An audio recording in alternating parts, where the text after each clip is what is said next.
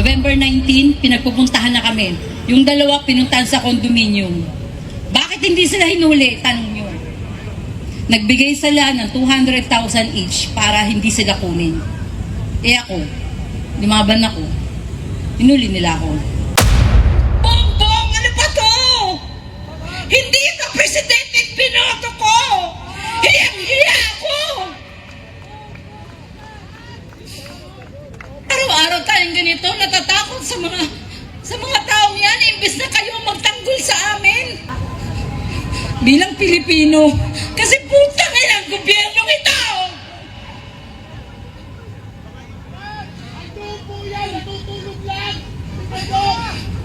Putang ina ang gobyernong ito nung ginawa niyo sa amin! Kami na mamamayang mahirap o ultimo, kami dapat pagtanggol niyo mga pulis! Mantagi mo yan, minumura yung gobyerno. Hoy, Bongbong Marcos! Gising ka na ba? Hindi pa? Ayun o, minumura na yung gobyerno. Alam po ninyo, mga ka-reaction.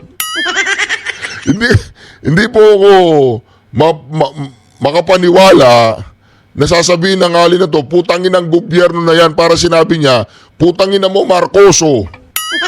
Parang gano'n ha, hindi ko sinabing putangin na mo Marcos, parang gano'n na sinasabi nito. Sino ba yung namumuno sa gobyernong ito? Di ba si Bongbong? O ngayon, sino minumura niya nito? Eh di si Bongbong. Ay, Tore, panoorin mo to. Totoo ba to? Kung totoo ito, wala na. Finish na.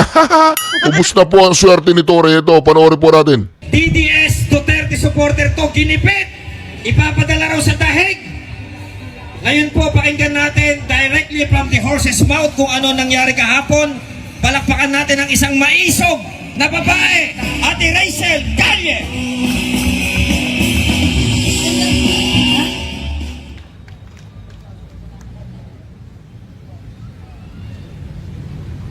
Magandang hapon po sa inyong lahat, mga kamaisog! Nandito po ako sa inyong harapan, nagpapakilala bilang ordinaryong tao na ginipit sa panahon na ang Pilipinas ay wala nang makapitan. November 21, may 7 lalaki na hindi naka-uniform at nagpapakilalang pulis ang humuli sa akin sa loob ng City Hall ng Makati. At nagpapakita sila ng papel na isang red notice. Ako daw ay wanted ng Interpol. Sinabi ko sa kanila, mga sir, pasensya na tayo. Baka hindi po kayo nakapag-aral ng batas na ito. Wala pong karapatan ng Interpol sa akin.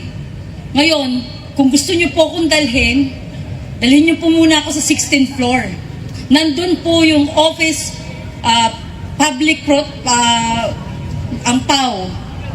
Pagdating ko po doon sa opisina namin ng prosecutor, ang sinasabi nitong 7, hindi po pwede. O sige, dalhin niyo po ako sa 15th floor. Nandun naman po yung RTC. So that is Regional Trial Courts. Hindi lang isang korte, maraming korte. Hindi nila ako binigyan ng pagkakataon. Ako daw po ay nahanap na ni General Torre at ni Lacanilaw at gusto po nila akong dalhin doon diretso. From the elevator, dinala ako sa krame. Sabi nila sa akin, ma'am, itabi mo na yung cellphone, yung mga gamit mo. Sinabihan ko sila, sir, ba't ganito? Wala po akong kasalanan. Hindi ako pupunta doon sa Dubai. Bakit ako may kasalanan na ganito? Bakit niyo ako dinadala? Dahil dito sa isang photocopy, isang Xerox ng Interpol Red Notice. At yung Interpol Red Notice na yan, ay may, kung titignan nyo, ako daw po ay may niloko sa Dubai na isang Arabo at hiningihan ko ng pera pambili ng condominium. Very impossible. Dahil ako po ay hindi pumunta ng Dubai at hindi nang hingi ng pambili ng condominium. At pagdating ko po sa harapan ni General Torre, nagpapalakpakan itong magagaling nating mga pulis. Kasama na po isang Colonel Red at isang Colonel Rosales at si Major Visco at 6 sa kanyang mga tao. Bigyan daw po na magandang posisyon, bigyan, dahil nahuli na daw ako. Sabi ko, wala naman po kung kasalanan dito sa Pilipinas, wala akong warrant of arrest. Bakit ganito? Ikulong daw po ako. Pinabayaan ko silang gawin ng lahat. Dinala nila ako sa opisina ni General Torre at doon ako ay 6 na araw na kinulong. Tumawag ako kay Attorney Persida Acosta. Humingi ako ng tulong. Sabi ko, Attorney, ako po ay naka-illegal detain dito. At sinasabi nila, ako daw po ay kailangang maghintay ng eroplano, either papunta ng Dubai or papunta ng ICC. Lalo na nagkaloko-loko ang mga impacto. Dahil unang-una, wala po akong kasalanan sa ICC at hindi ako pupunta ng Dubai. I have no chance. Wala akong pwedeng gawin. Tumahimik ako. Dumating ang 2 abogado ni Persida Acosta at sinabihan si General Torre, ilalabas nyo si Miss Rochelle or papailan ko kayo ng illegal detention or arbitrary detention. At pagkatapos nun, hindi na nila alam gagawin ni General Torre. Pinatawag na naman niya ako dun sa kanyang lamesa. Kami daw ay mag-agahan. At sa pag-aagahan daw na yon, sabi niya, tutulungan niya ako para ma-filean daw kung sino yung nagre-reklamo sa akin. Gumawa sila ng papel na ako ay sumusuko, hindi daw po ako hinuli. Sumuko daw po ako sa kanila at humihingi ng tulong. Di ba anong kalokohan yan? Tarantado talaga mga Pero puputulin lang natin ang mga ka-reaction. Hoy, Torre! Isa ka palang isa ka palang batigang okay, tuloy mo, ma'am. Sige, tuloy mo. Torre, makinig ka dito. Ubus na yung swerte mo, Torre. Mambuhay na pagkabilanggo. Bas nyo si Miss Rochelle or papailan ko kayo ng illegal detention or arbitrary detention. At pagkatapos nun, hindi na nila alam gagawin ni General Torre. Pinatawag na naman niya ako dun sa kanyang lamesa. Kami daw ay mag-agahan. At sa pag-aagahan daw na yon, sabi niya, tutulungan niya ako para ma-filean daw kung sino yung nagre-reklamo sa akin. Gumawa sila ng papel na ako ay sumusuko, hindi daw po ako hinuli. Sumuko daw po ako sa kanila at humihingi ng tulong. Di ba anong kalokohan yan? Hindi ganun ang nangyari. Ganyan kayo gagaling gumawa ng kwento. Ano to? Ako nga na ganito, babae, binitbit nyo ng ganun lang. Kailan ako nag-alsa ng galit? Nung nakikita ko lalo na si Tatay Digong ay binibit-bit nila nang hirap na maglakad yung matanda. Ako nga, nakaya ko pa sanang tumayo ng matinag. Ginanon nila, babae. Si Tatay Digong matanda. Ibig sabihin, guys, pati kayo, kaya nilang gawin araw-araw. Gagawa nila kayo ng mali. Gagawan kayo ng kalukuhan na kwentong kutsero na mga fake na kaso at bibit-bitin kayo at dadaling kayo doon sa Hague. Hindi ba nakaka-alarma na itong sitwasyon natin? Wala akong magawa, kundi paglaban ang nararamdaman ko bilang Pilipino. Kasi putang ina ang gobyernong ito!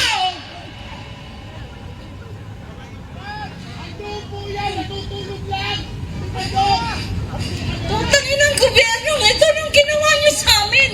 Kami na mamamayang mahirap o ultimo, kami dapat pagtanggol yung mga pulis. Kayo ang gumawa ng ganito sa amin. Araw-araw, mga kababayan, ako ay nagtatakot sa kalagayan ng pamilya ko. Binabalik-balikan nila kami sa bahay ko.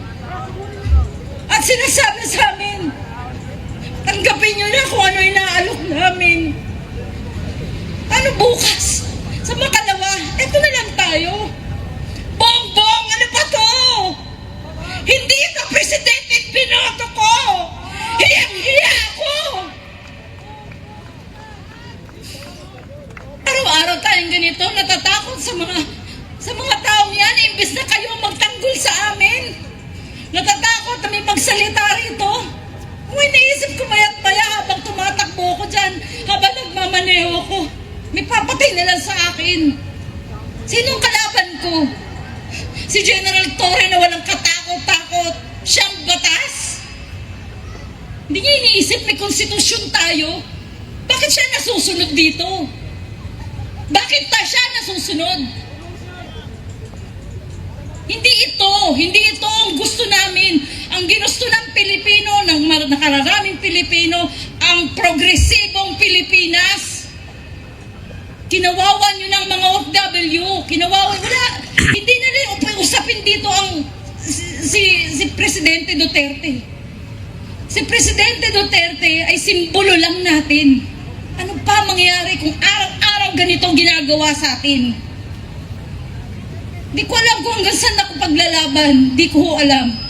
Pero ang ginagawa ko na lang, pilit ko magsalita. Pinapaalam ko sa bawat isa sa inyo na ako ginanito. Pati kayo, araw-araw po pwede. Hindi ako nagdadrama dito. Hindi ko kailangan yan. Wala akong pera, wala akong pinatago. Kahit ngayon, patayin niyo ako. Ano pa mawawala sa isang katulad ko? Binusabos nyo na ako eh. Nilagay nila ako sa kwarto nila. At bawat darating itinuturo ako, nadadalhin ako sa Hague. Na naghihintay lang ako ng aeroplano para dalhin doon. Natutulog ako sa opisina ni General Torre na ang nakasayag lang sa akin ay karton. 6 na araw, 6 na gabi yun. Pero sila, yung mga nandyan sa CIDG, yung kakapal na mukha, kung tumingin sa'yo, kala mo ikaw ang may utang na loob sa kanila. Hindi ko na alam saan ako pupunta. Hindi ako nanghihingi ng pera kahit kanino. Ang hinihingi ko sa inyo ay paglaban nyo ang pagka-Pilipino ninyo. Wala na tayong pag-asa. Ayokong mawala ng pag-asa ang mga anak ko. Ayokong mawalan kayo ng pag-asa. Lumaban tayo. Ipaglaban natin ang kasarinlan natin na pinaglaban na ng mga Pilipino noon.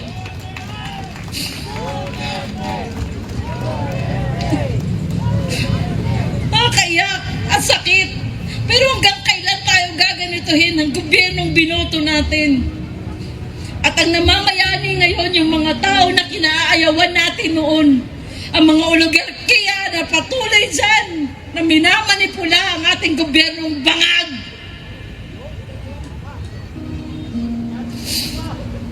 Alam niyo mga kababayan, masakit. Pero wala na tayong magagawa. Kailangan na natin magsalita. At sa pagdating ng eleksyon na to, pilitin ninyo, ipasok ang Duterte natin. Ito na lang pag-asa para makaabot si Sara. Ilaban natin ang Duterte. Para nyo lang kala. Duterte! Duterte! Hindi ko na alam mo. Hanggang sana ako makikita niyong tumatayo.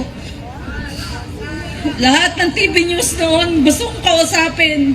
Pumunta ako sa mga station, eto ko. Pero walang umiintindi sa akin noon. Maliban sa mga vlogger. Salamat sa inyo. Lalo na kay Kayo. Humingi ako ng pasalamat dahil binigyan nila ako ng pagkakataon na magsalita. At ngayon, eto ko. Humingi sa inyo ng dasal na lang. Hindi ko naman ano yung pera eh. Hindi ako mayaman. Wala ako. Pero susurvive natin to. Magtutulungan tayo. May ahon ng Pilipinas. Ibalik natin sa tamang posisyon ang bansa natin. Hindi tayo pwedeng panghawakan ng China. Mas lalong hindi tayo pwedeng panghawakan ng mga Europa na pupunta na lang dito at magbabantay sa ating eleksyon. Huwag tayo pumayag. Hindi na papayag. Tumayo tayo sa ating soberanya. Huwag tayong pumayag. Maging matigas tayo sa paninindigan natin na tayo may sariling kasarinlan. Katulad ni Bonifacio na nakatayo dyan.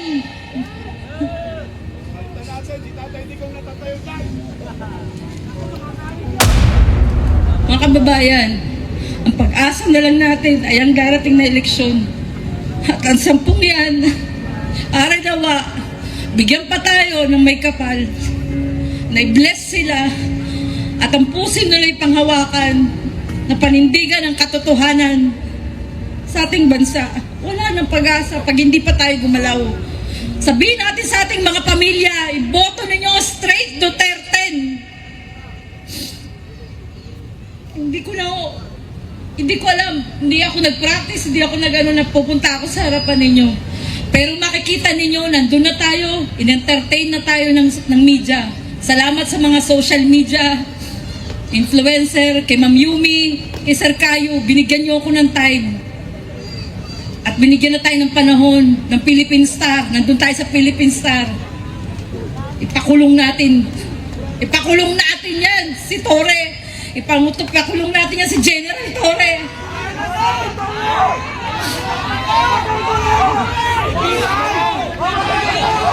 Diba hindi siyang batas? Hindi siya may-ari ng Pilipinas.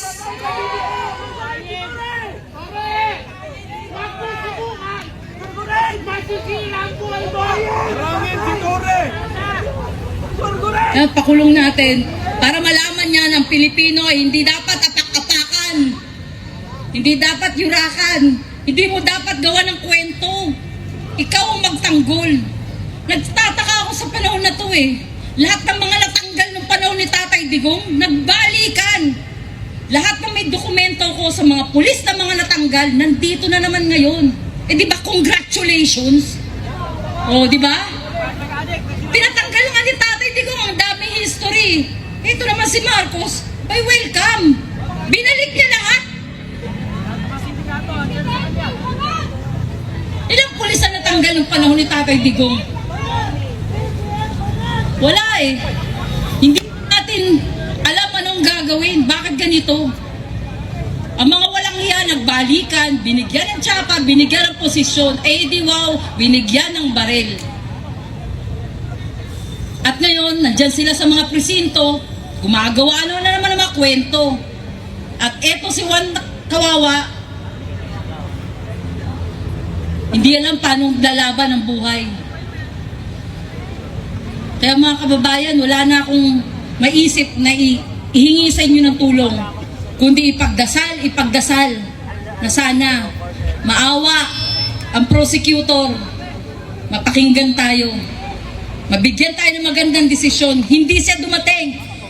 April 21 and 28, hearing namin, walang dumating. Pero 4 na pulis na nirereklamo ko na sa labas ng prosecutor, hindi sila pumasok. Ibig sabihin, ganun sila katigas, di ba? Or wala lang talaga silang isasagot sa ating complaint. Tandaan nyo guys, lalaban ko ito hanggang sa huli. Sana lang, abutan pa tayo ng katotohanan. Makabalik lang talaga si Tatay Digong.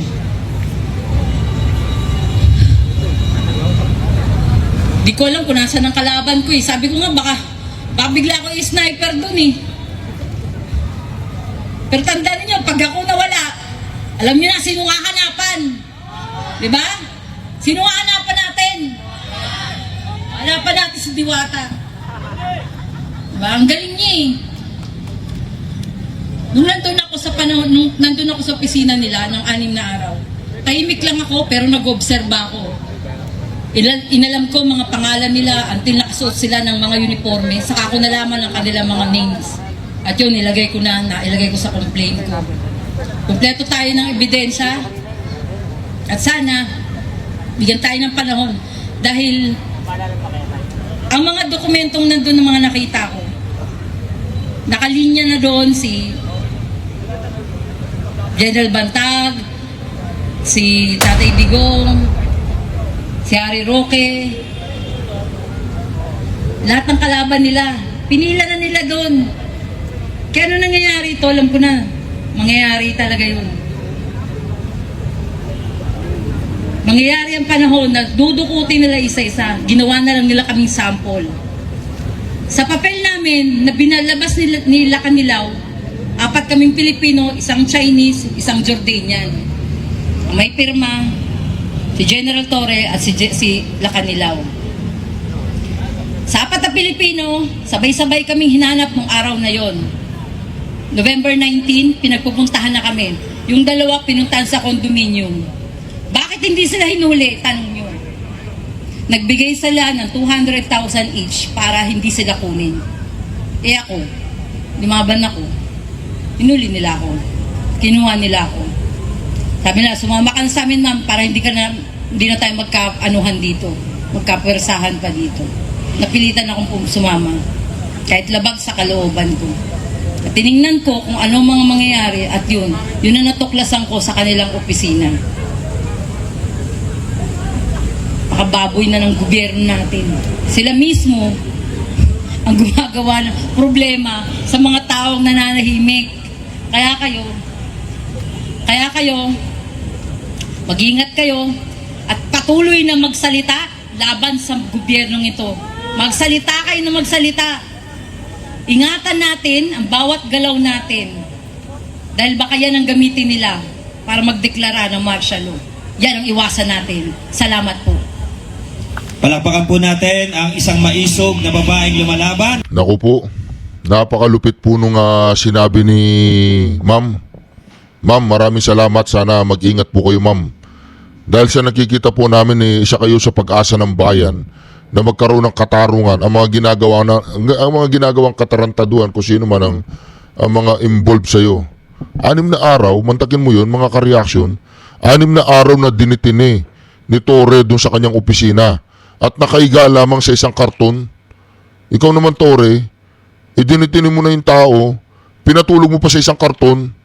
Naku naman, di ba mga ka-reaction? O ngayon, meron siyang ebidensya dahil tinawagan po niya yung pinakamataas ng PAW.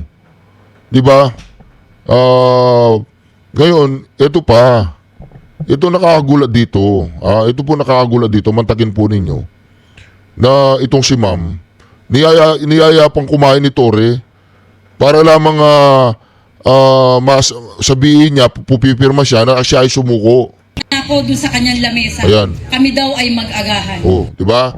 Di ba mantagin mo yan, Torre? Ano yan? Anong kakainin yung agahan? Pares?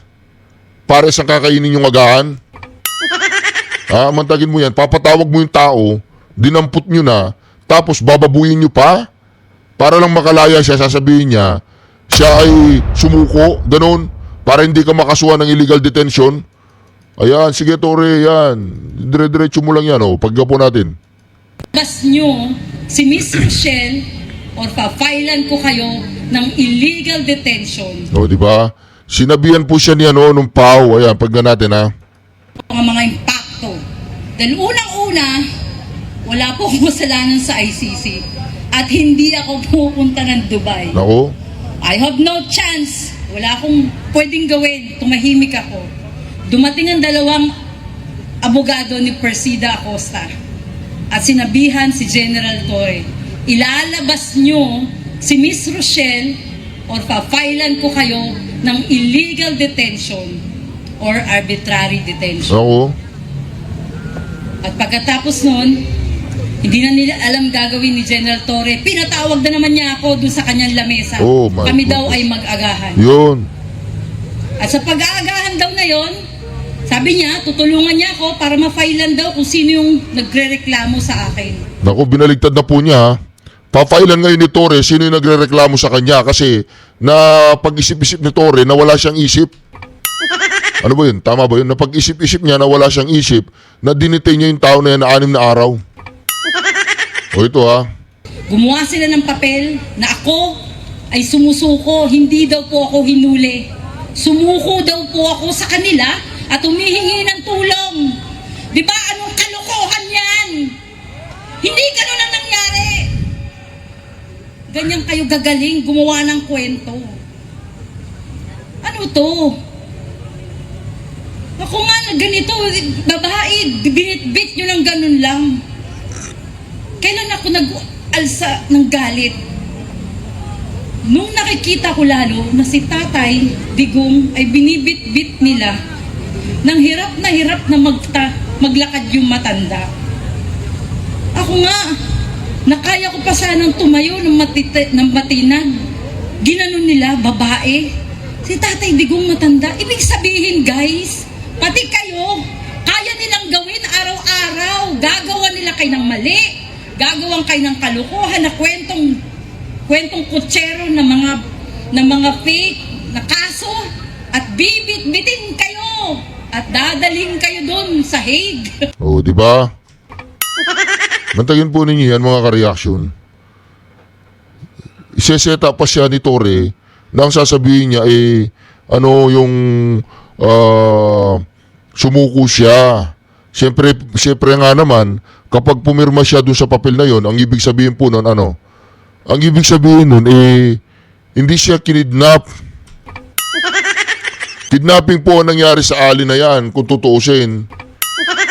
O nililinis ni Torre na, oy, ikaw, tulungan kitang masampa ng kaso yung mga nagre-reklamo sa'yo.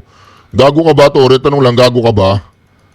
Hindi, tanong lang, pagkatapos yung arestuin yung tao, pagkatapos yung ikulong ng illegal yung tao, gagaguin nyo yung tao. Sasabihin ninyo, tutulungan ninyo siya sa sampa ng kaso, yung mga nagreklamo sa kanya. Di ba? Oo. Di ba nakaka-alarma na itong sitwasyon natin? Wala akong magawa, kundi paglaban ang nararamdaman ko bilang Pilipino. Kasi putang ina ang gobyernong ito!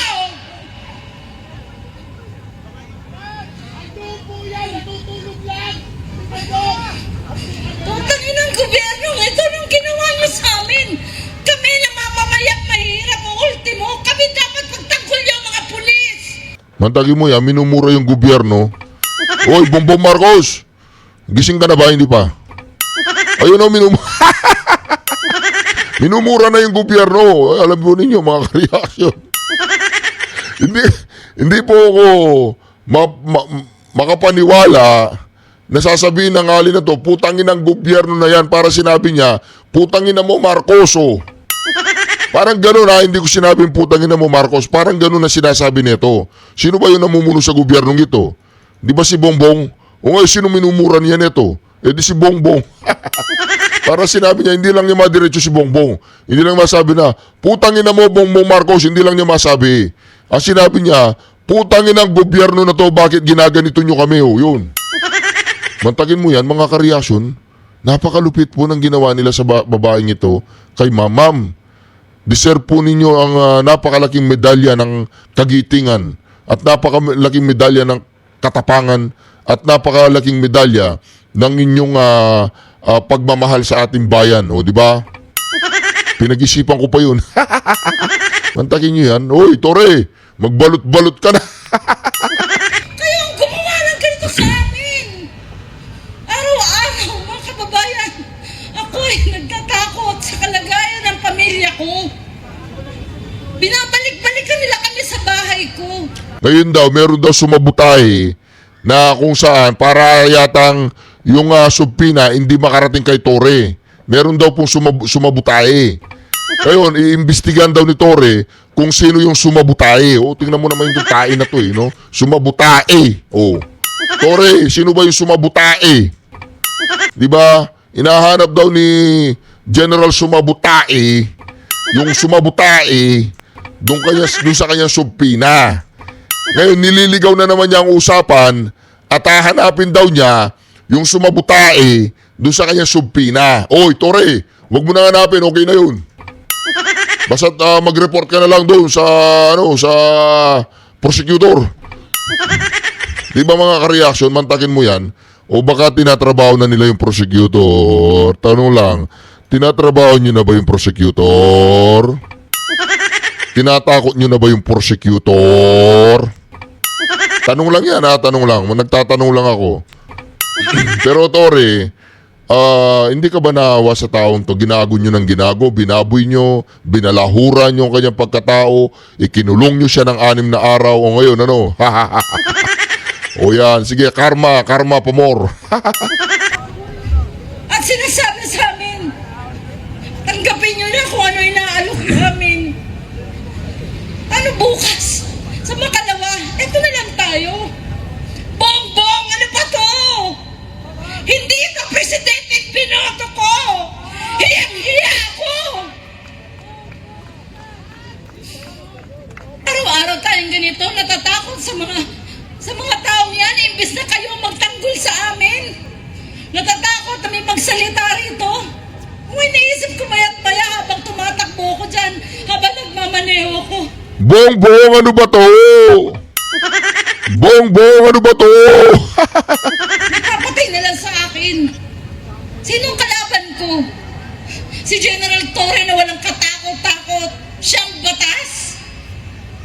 Hindi niya iniisip may konstitusyon tayo. Bakit siya nasusunod dito? Bakit pa siya nasusunod? Hindi ito ang gusto namin. Ang ginusto ng Pilipino, ng nakararaming Pilipino, ang progresibong Pilipinas. Kinawawa nyo ng mga OFW. Hindi na rin usapin dito ang si Presidente Duterte. Si Presidente Duterte ay simbolo lang natin. Ano pa mangyayari kung araw-araw ganitong ginagawa sa atin? Di ko alam kung hanggang saan ako paglalaban. Di ko alam.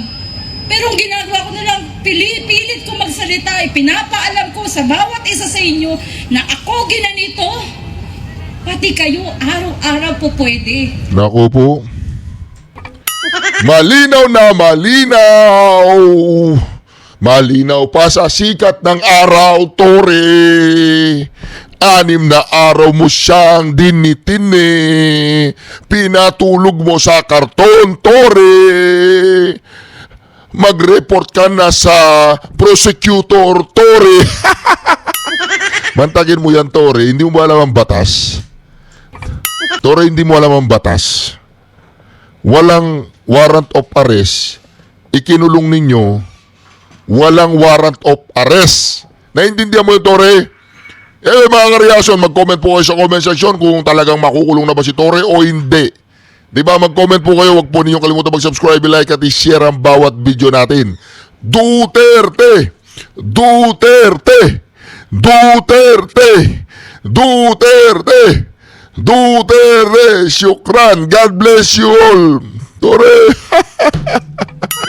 Hinahanap po ngayon sa kasalukuyan ni Tore kung sino ang sumabutay sa kanya. Tore, hindi mo ba sinabutay yung sarili mo? Sa pagkakataong ito, Tore, ha? Hindi mo lang tinarantado yung sarili mo, pinutangin na mo pa yung sarili mo, sa ginawa mong illegal detention na yan, kung totoo man yan, talagang ginago mo yung sarili mo, Tore. Happy, happy.